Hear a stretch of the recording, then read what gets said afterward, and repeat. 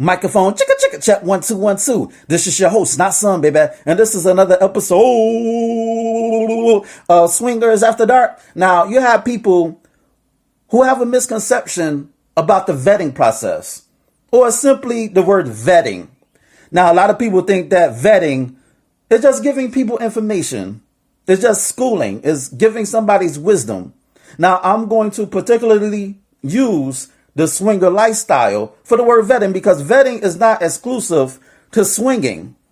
You understand me? Like when you go on a job interview is the vetting process, is an example of a vetting process, because the employer wants to see if you're not only a right fit for the department, but also for the company, to see if your personality meshes well with your colleagues, with your coworkers.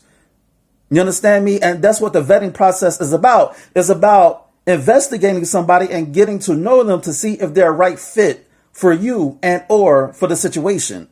And even when you get the job, you're placed on a probation period, like what is 30 days, 60 days, 90 days, to see if you're a right fit, to see if you're getting along with your colleagues, with your coworkers. Because Lord forbid that you hire somebody who's toxic, who's going to fuck up the whole morale, the workers' morale in the department. You feel me? Because I don't like to use the word energy because that word has been beaten to death. But negative energy is contagious, and it could bring down the workers' morale. When everybody is not on the same page, it becomes like, it's like trying to drive on mud. You understand me? You're not going anywhere. Or it's like a hamster on a wheel. There's no progress. So you have to get rid of that bad seed. You have to get rid of that bad apple that's molded before the mold spreads to the other apples. You feel me? And that's what the vetting process is about. It's not just me giving you the rundown about the swinger lifestyle and about the knowledge, wisdom, and understanding about the swing lifestyle. That's part of it. But I have to watch how you move. I got to watch how you interact with people. You understand me? Because a lot of people are not a right fit for every group, for every clique, for every crew, for every event. A lot of people don't like cliques, but I don't have a problem with cliques. I am not in a clique. I'm in a fraternity called Me Fi Me. It's just me, myself, and I. But at the same time, I understand the importance of cliques, because just because we're doing something similar or doing something the same, and just because we're in the same community, that doesn't mean I automatically got to fuck with you. That doesn't mean I got to fuck with you just because we're doing the same thing. You feel me? Just because we're in the same building, we live in the same building, on the same floor, in the same hood, on the same block, working in the same building. Hell, we could be in the same family. We could be blood relatives. We could be related. But that doesn't mean I got to fuck with you, because everybody's not going to mesh well. Everybody has different personalities that either attracts or repels. And it's up to, I'm not going to say the gatekeepers. For social media's sake, I'm going to say the group owners. It's up to the group owners to vet their members, because everybody got their own agenda. Everybody got their own agenda and idea of what swinging is about. And that's why you have a lot of conflict, a lot of confusion. That's why you have a lot of beefs. I'm not going to call it beefs, because beef is like when it's something serious. Beef is when I see you and it's on sight. No questions, no words exchanged. I'm going to slap the shit out of you. That's beef. But I'm going to say cat fights or tantrums. You understand me? When people have tantrums, it's because the members are not properly vetted. You feel me? It's all about the money. It's all about the cash rules everything around me. Cream, get the money. Dollar bills, y'all. You know what I'm saying? It's all about the money. And when a lot of promoters, when they found out that you could make a little bit of chump change hosting parties and events, it's like it's like the light bulb click in their mind that they could throw rent parties, or they could pay their bills, they could pay their mortgage, however the case may be, to host events, and they don't give a fuck about vetting whoever come to their parties. You have group owners, you have hosts who throw swing parties. They don't know who the fuck are walking through them doors. They don't know everybody at the event, at the party. Now, there's a difference between a convention. Like if I go to Naughty in New Orleans, that's a convention. You feel me? That's like Comic Con. That's a convention where you really don't have to vet people. You understand me? Because they have their own security and it's a business. Not only is a business, but it's open for the public. It's not supposed to be exclusive like the swing lifestyle. Like a swing lifestyle or like the swing lifestyle party is not Comic Con and erotica. Is it erotica exotica? I think it's exotica. Yeah, exotica. Exotica and Naughty in New Orleans and hedonism too and temptation and desires. They're pretty much open to the public. But, they're all inclusive once you pay your money. But it's up to the host. It's up to the host to vet their members. It's up to the group owners and the promoters to vet their members. So when somebody goes on a trip or when somebody attends your parties or your events, it's less likely that somebody is going to do some fuck shit and throw off the equilibrium of the whole party. It's going to throw off the vibe. Another word that I hate: energy, vibe, narrative, accountability, words that are beaten to death nowadays. Anyway, you have to get to know your members. The problem is a lot of people want to build their group or their social circle from the top down instead of the bottom up, which is why they don't have a foundation to stand on. When you build your group from the bottom up, you start with the foundation. Without a foundation, you don't have shit to stand on. But when you build it from the top down, it's like it's gonna sink. Because you're letting any and everybody at your events and at your parties. And then when something crazy like a sexual assault occurs or when a fight break out or even a rape happens, you don't know what the fuck is going on because you're not vetting your members. It's all about the dollar bills, y'all. As long as you pocket your money, you don't give a fuck about who walked through them doors. And because the swing lifestyle has become commercialized, it's like a lot of promoters cut corners, especially when you have promoters who look at the swing lifestyle as a hustle instead of a subculture.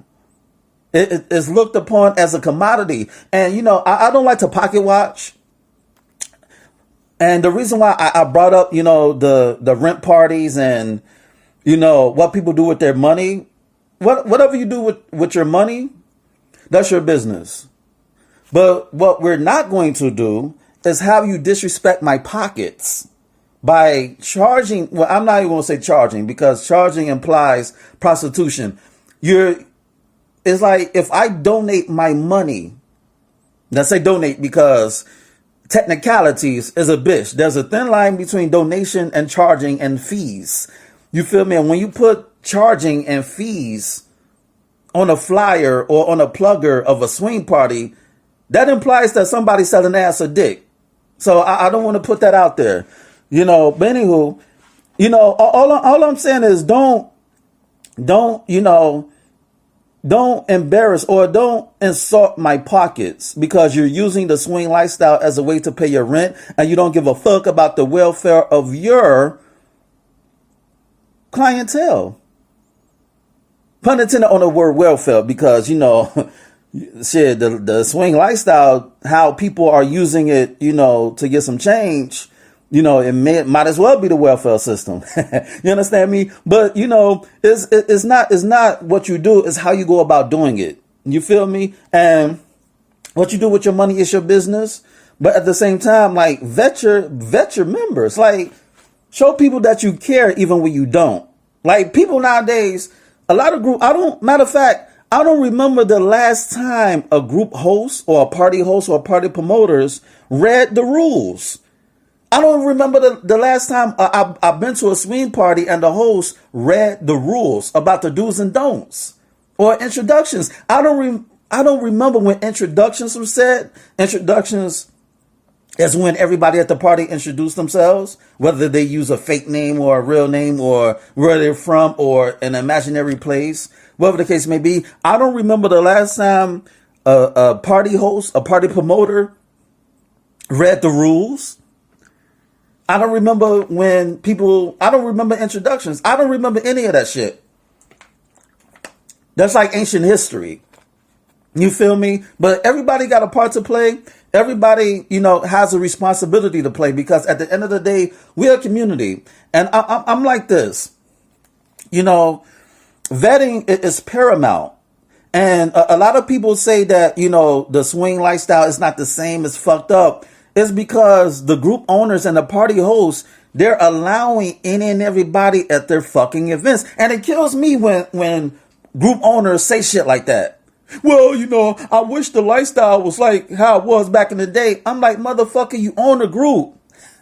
You could determine who go to your parties and who you turn away. It's like people have been powerless for so long that they don't even know when they have the power, or they do know they have power and they don't want to hold themselves responsible for the fuck shit that may occur because they're looking at dollar signs. Now, once again, I don't give a fuck about what you do with your money, but at the same time, keep the integrity of the community. If you just allow Joe Blow at your party, and they're not vetted, they think that they're going to get free pussy. You know what I'm saying? They think that just because they see half-naked chicks, they're going to automatically get pussy. They feel entitled because they donated their money. They made a donation for the entry to come in. They think they're entitled. And then you wonder why, the women, they feel uncomfortable because you're creating an environment of people who are not like-minded. You have people with entitlement issues. Then you have people who want to be nosy. Then you have people who are not really lifestylers. They just there just because. They just there to take up space. They just there because they heard about it. You know what I'm saying? And it becomes chaotic. And the power is like, I don't want to use the word gatekeepers, but the power is really in the hands of the group owners, the social media group owners, and the party hosts, and the party promoters. It's all about who they allow in their events. And it's not about a newbie versus veteran thing, because you have newbies who have more wisdom and who know how to carry themselves with more dignity than the vets. You feel me? You have veterans, they've been in the lifestyle for years and they still act like they have no home training. You understand me? So at the end of the day, it's about the character of a person. And the way you determine the character of a person is vetting them by doing meet and greets. Before you could go to your first party, before I went to my first party, I had to go to a meet and greet. You feel me? You go to a meet and greet, hang out with a new prospect. Have your new prospect do some activities outside of a swing party so they can know that. Excuse me. Let me get some water. All right, back to the regularly scheduled programming, so they could know that the swing lifestyle is not all about fucking. It's not all about getting that nut. It's a community. Now, everybody in the community, they're not going to get along. And that's why I don't have a problem with cliques, because everybody's not going to get along. Humans fundamentally won't get along. Like, world peace will never happen because you have people with different belief systems, with different principles, with different views and opinions. But the key is to get like-minded people in the same room or in the same spot or in the same sanctuary, to where they're not judging each other's kinks, where they're not judging each other's fetishes. I won't judge your kink, or I won't judge your fetish, because we're all thinking on the same wavelength. We're like-minded. You feel me? And that's what vetting is about. Vetting, in the grand scheme of things, is about figuring out which person is the right fit for your group. And it has nothing to do with discrimination. You feel me? Like, if it's discrimination, if you come to me and say, "Nah, son, I want to join your group," and I say, "Sure, come to a meet and greet first," and you come to the meet and greet and I don't like how you move, or it's not even about how I think about my views. It's about how you interact with my members, with my family, with my immediate circle. If I see that you're not a right fit, I'm not going to invite you to the event, to the party. And that's not discrimination. If it is discrimination, then we discriminate every day. We pick our friends. We pick our religion. We pick the restaurants. We pick where we want to go. We pick everything based on what makes sense or what makes us feel good or what's our preference. Like, a preference is not the same as discrimination, because I'm not discriminating against you because of how you look or because of your age or because of whatever the case may be. I'm saying you can't go to my fucking parties because you're not meshing well with my members. It's like trying to fit a square in a circle. No pun intended. You know what I'm saying? You're just not a right fit. So listen, I'm not the type of person who shames people. If people don't see that I'm a fit for their group, I'm not going to cry about it. I'm not going to cry over spilled milk. I'm going to just go to the fridge and pour me another glass. You understand me? I'm not going to cry about it. Why? Because my son loves those who loves him. I love those who love me. And I'm not going to cry and indulge in fake outrage because people think that I'm not the right fit for their clique or their circle. I don't give a fuck either way because I'm a floater. I fuck with those who fucks with me. Once again, I represent me fi me. Dig? So once again, the vetting process, let me, circle my wagons. The vetting process is when you investigate and or get to know somebody to see if they're a perfect fit for you and for your group, to see if they can add on to the experience, to the quality of your group, of your membership, to see if they're a right fit. You feel me? Or if you personally like them, you may give them a chance. You may say, okay, look, you're not ready for your first party. I want you to come to here. I want you to come to a barbecue at a park or something. You're not going to invite a stranger to your house. 9 out of 10 times you won't, or 9.99999 out of 10 times you won't. But you're going to say, look, let's go bowling. Let's go to indoor race car driving. Let's go bowling. Let's hit up a barbecue. Let's go to the movies. Let's go out to eat. Let's do this. Let's do that. You do activities so you can really get to know your prospect. That's not to say that you're going to know everything about the person who you may bring into the fold, but you know what they say, time reveals true colors that can't get bleached. You know what I'm saying? Time reveals true colors that won't bleach. Why? Because people snitch on themselves. If they don't tell on themselves verbally, they're going to tell on themselves non-verbally based on how they move. Because the true colors of people always come out. And that's why vetting is important, to protect the integrity of the lifestyle, the beloved lifestyle that we indulge in. And it's bad enough that you have people outside of the lifestyle who judge us, who think that we're the sex crazed people. And some of us are, because fucking is a kink. Fucking is a kink. At the same time, you have to bring like-minded people together, not open-minded, because everybody's close to something. That's why I don't like that open-minded shit. Because everybody's close to something. You're not going to fuck a fucking dog. Like, you may talk that open-minded shit, but you're not going to have sex with a dog. You may not be into bestiality. Some people may be into bestiality. They may get their kicks off from fucking animals and shit like that. They may get their shit off from that. But you're close to that, but you're saying that somebody else is closed-minded because you're open to something that they're close to. So that's why I say like-minded. And that's why vetting, once again, is important, because you're only as strong as your weakest link. You're only as strong as your weakest link. And, the group owner is not necessarily a leader, but a group owner and a party host and promoter leads by example. And once you lead by example and provide a proper representation of what the lifestyle is about, then your members are going to have no choice but to follow your lead, because they see that the energy that you give out is positive. It's a feeling, it's a euphoric feeling that they give and they want to reproduce because they know if they fuck up, there's going to be some consequences and repercussions that comes from that. And they don't want to destroy, whatever good standing that they have because they know that, you're not tolerating the bullshit. And when you're a no nonsense type of person, it make people act right quickly.